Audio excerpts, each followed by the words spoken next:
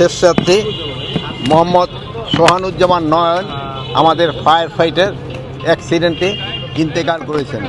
মাগফিরাত কামনা করি, আল্লাহ তার যেন কবর আযাব মাফ করেন এবং তার যেন বেহেশত নসিব করেন। 24 বছর বয়স, মাত্র 2 বছর যাবৎ চাকরি। আল্লাহ কাকে কোন সময় নিবে এক হুজুর বলতেছিল, কেউ বলতে পারেন না। আমি বলবো যে এটা ব্যর্থতেই, যেহেতু ট্রাক ওখানে চলাচল করাটা উচিত ছিল না, বাট আমরা ট্রাক চালককে ধরে ফেলছি এবং তারা আমরা আইনের আওতায় অবশ্যই নিয়ে আসবো।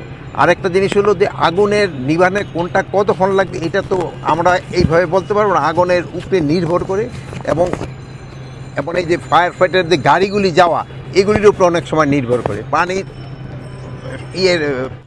সরবরাহের উপরে নির্ভর করে, প্লাস অনেক সময় অনেক ধরনের থাকে, প্রতিবন্ধকতা থাকে, ওইগুলির উপর নির্ভর করে।